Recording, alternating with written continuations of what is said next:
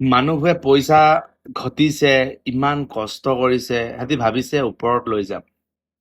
1 টকা পইচা লৈ যাব নোৱাৰা। 1 টকা পইচা তুমি ক'ৰবাত থৈ গৈ পিনে আকৌ আহিবও নোৱাৰা। এবাৰ যি গলা আৰু ওপৰলৈ গলা। কষ্টত, ডিউটি, কামত লাগি পিনে নিজৰ লাইফটো জীয়াবলৈ পাহৰি গৈছে কিছুমান মানুহে। কষ্ট কৰা,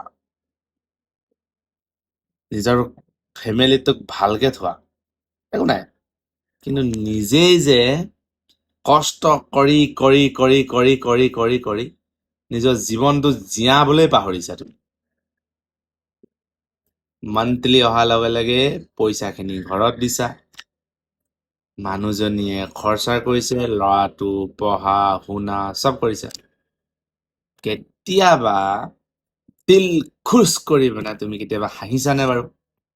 কালিলে নেক্সট ডে আকৌ সেইটোৱে মাথা মাৰা, ক'ত পইচা পাম, কি কৰিম।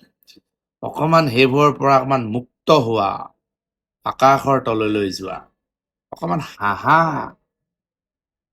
তুমি আজি 20 টকা ঘটা, কালিলে 40 ঘটিম বুলি মাথা নামাৰিবা। ফ্ল'ত গৈ থাকিব লাইফটোত। তুমি গৈ থাকা। আজি তোমাৰ 1 লাখ আছে, কাইলৈ 2 লাখৰ কাৰণে চিন্তা কৰি আছা। বৰ এখিনিমান মাথা মাৰি লাভ নাই। যি আছে তাতে সন্তুষ্ট হোৱা। নিজে হেপ্পী হ'বলৈ চেষ্টা কৰা। অকল নিজৰ ফেমিলিখন আছে বুলি সিহঁতক হেপ্পী কৰাম বুলিয়ে আৰু মই ভাবোঁ যে সেইটো নহয়। নিজেই হেপ্পী থাকিব লাগিব। নিজে হেপ্পী থাকিলে তুমি আনক হেপ্পী কৰাটোক ভাবিব লাগে। নিজে তুমি হেপ্পী নহয়, এনি টাইম কান্দিয়ে থাকা। প্ৰথমতে নিজক ষ্ট্ৰং কৰা, তাৰ পাছত বেলেগৰ কথা ভাবিবা।